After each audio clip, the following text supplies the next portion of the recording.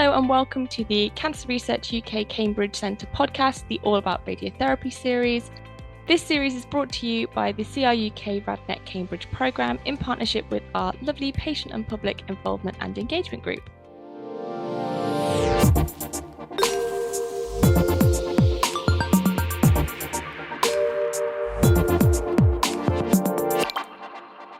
So on today's episode, I'm joined by two of our physics team, Andy and Ian, to talk about their role in radiotherapy and the impact they have on people coming to the department. Hello. Andy Robinson is head of radiotherapy physics here at Addenbrooke Hospital in Cambridge, having previously been chief physicist at the Harley Street Clinic in London. He is HCPC registered as a clinical scientist, medical physics expert, and higher specialist scientist. We also have Ian Dulgarn, who is our Chief Radiotherapy Technician for Medical Physics and Radiotherapy Department here at Addenbrooke Hospital.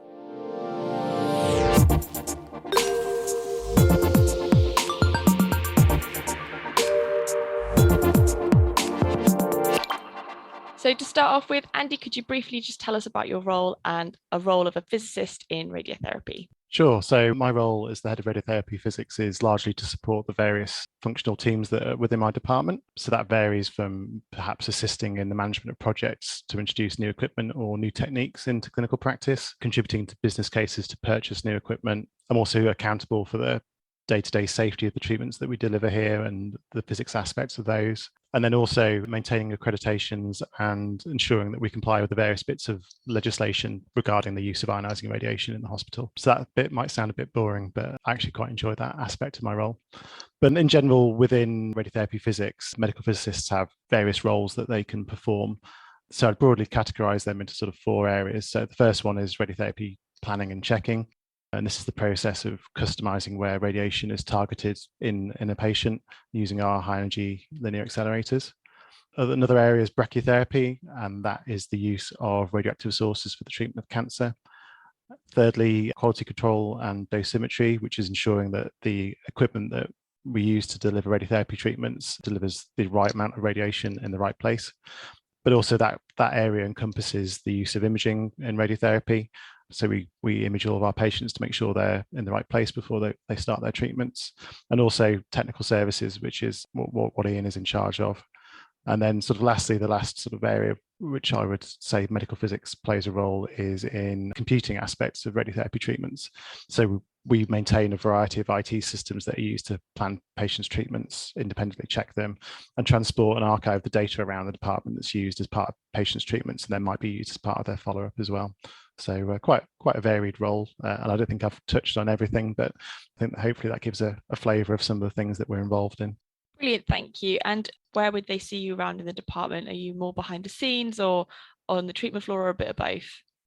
Yeah, I think you're right there. Traditionally, a lot of our work is done behind the scenes, but that's not to say that we're completely hidden away from patients. So you might see us performing quality control after a machine's been repaired. We might also be in the department to help assist radiographers or clinical oncologists by providing advice on an individual patient's treatment. Or you might also find us in theatre, making sure that we're correctly using radioactive sources in theatres for brachytherapy treatment. So we do get a bit of patient contact. Ian, what is your role as a technician? Andy's slightly touched upon it, but can you give us a bit more detail? Yeah, so our role within the department, my team and I, we look after the safety and the accuracy of a lot of the equipment that's in the department, mostly focusing on the radiotherapy treatment machines, but we cover a lot of the bits and bobs that help the department run as well, computers and things like that. The machines are very complex and very heavy, and so we have the part of the machine that the patients would be seeing, so the couch and the gantry that rotates around, that weighs about a ton, and we keep it tuned, if you like, to a point in space and with an accuracy of about 1 millimeter.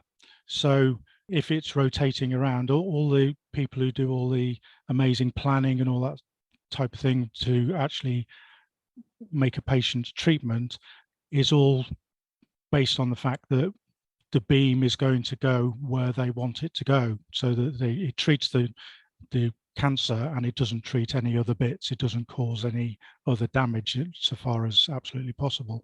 And so we look at the machine. We do a lot of servicing activities. We do a lot of quality control activities, various periods, if you like. So we do daily checks, weekly checks, monthly checks, quarterly checks. So there's lots of checking going on all of the time, and also making sure that it runs properly, that we give the dose that's required at the right time in the right place to make the treatment as effective as absolutely possible, the best possible outcomes for the patients. Ian, you touched upon there that the part of the machine that the patient sees isn't the entirety of the machine. There is a whole load behind the scenes, behind a little door that the patient doesn't see, that you guys really look after as well, and real experts in that. Yeah, so you're right. We have several different types of machine in the department, and at least one of them, a lot of the mechanics of it are actually behind a wall.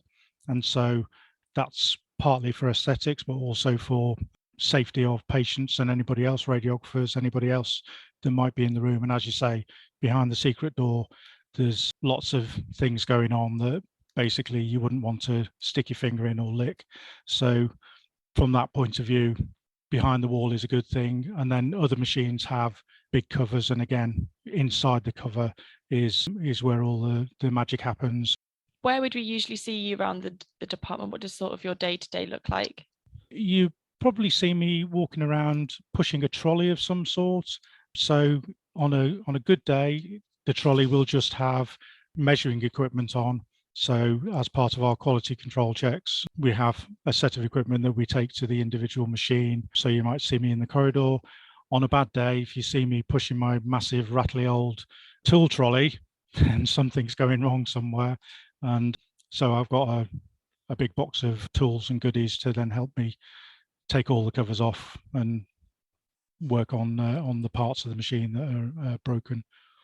Yeah, you often get a lot of phone calls from radiographers, don't you, Ian, of please come help, this machine is broken. Yes, absolutely. And we do our best to get everything sorted as quickly as possible so they can carry on. And what would you say your role sort of means for the patient and how that impacts them? So Andy, if we start with you. The role of medical physicists in patients' treatment is about ensuring accurate treatments are delivered. So for us, that almost starts with the planning. So we work to guidance on exactly how much radiation we're delivering to the tumour, how much radiation we're delivering to areas outside the tumour. Also ensuring, as Ian's touched on, about how precisely our machines deliver the radiation. And that obviously all ties into how effective treatments are and how, reducing side effects and also patient experience as well. So I think that's something which perhaps traditionally we would maybe not think about, but actually trying to ensure that patients have the best experience in terms of how long they're waiting from when they have their diagnosis to how they're treated, and trying to speed up elements of the pathway. We're also involved in clinical trials. So there were quite a lot of clinical trials in radiotherapy at the moment. So our team will help ensure that those trials are delivered as they're intended, that we follow all the necessary sort of protocols and procedures, and deliver, at the end of the day, high quality, effective treatments for our patients. So Ian, what would you say your role means for the patient and how it impacts them? I think that the role of the technician is basically to maintain the safety and the accuracy of the systems, and that they're working properly, so that all of the brilliant work that everybody else does, the radiographers and physicists and the doctors, obviously, they all are able to produce the outcome that we want, which is that the machine works when they press the button, that it delivers the correct dose to the right place at the right time.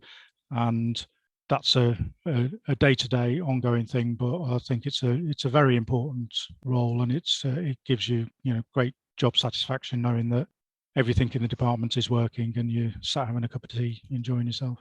Thank you. And something that I've been asking everyone on the podcast is actually how you found out about your profession and what brought you to radiotherapy. So I was studying physics at university, and I'd always been interested in nuclear and radiation physics. It was one of those things that when I was younger, it was like, ooh, what's that? This thing that you can't see, touch, smell. So I'd always sort of had an interest in that. And then in my final year, I took some option modules in radiotherapy and medical imaging, which were essentially the use of nuclear and radiation physics in medicine. So it was a really nice way to sort of tie up a science interest with a human interest, if you like. So whilst I was undertaking those modules, one of the lecturers had said to me, and he was a clinical scientist in a nearby hospital, he said, "Oh, there's this training scheme that you should have a look at." And there was this, it was called the NHS Clinical Scientist Training Scheme at the time. So I had a look at that and thought, oh, that looks interesting. So I applied and I was successful, and I haven't really looked back since. Well, I've always been interested in technology and tinkering with things. I started off a long time ago as an apprentice in the Royal Air Force, learning how to do avionics, which is radar, radio, and flight guidance, that kind of thing. And then after 23 years, I then thought I left the Air Force and looked for something. And actually, a lot of what I do here is quite similar. So it's looking at complex systems and keeping them going. And so, and a lot of the actual equipment is similar. You know, the bits that make the beam work are very similar to radar and radio and the computers and all that sort of thing. So really, it was a happy, logical jump from the Air Force into the NHS to do fairly similar job. Brilliant, thank you. One of the really interesting things about asking that question is that everyone's route into radiotherapy is completely different. So it's really nice for you to share that with us. Thank you both. Finally, my final question is, where do you see radiotherapy taking us in the next 5 to 10 years? I mean, firstly, it still amazes me how radiotherapy has changed over the last 15 years compared to when I first came into the profession. So over the next 5 to 10 years, I see the increasing use of data-driven systems and software to augment the care that's given by healthcare professionals to our radiotherapy patients. Also see the increasing use of adaptive radiotherapy, and that's where a patient's plan is further customized during their treatment to ensure they're still receiving the best quality treatment. And also another thing which is starting to come into the NHS now is the use of surface guided radiotherapy. And this is where we use optical cameras to track the surface of patients prior to and during their radiotherapy treatment, again, to ensure safe treatments and to increase the precision of the treatments that we deliver. Yeah, so I think in the next 5 to 10 years, the equipment is going to become ever more complex because the plans and the systems that people are using to treat the various cancers are becoming more complex. And so we're taking advantage of new technology to bring that in. We have a constant replacement program for the main machines. So in 10 years' time, the whole department will be completely different to as it stands now with the latest technology. And as Andy said, that'll include artificial intelligence, adapting things as it goes along. But the fundamentals of what we do will remain the same, which will be safety and accuracy to make the best possible outcome for patients. Some of the things you mentioned there about adaptive radiotherapy and surface guided radiotherapy, you can hear a little bit more about in our other podcast series called A Future of Radiotherapy series, where we go in a bit more detail about that as well. Interested to know, Ian, that all our machines are replaced every 10 years as a sort of rule of thumb. So we're always getting the most up-to-date technology and things in the department, which is always good to know. Well, thank you so much, both of you, for being on the podcast. You're welcome. Thank you for having us.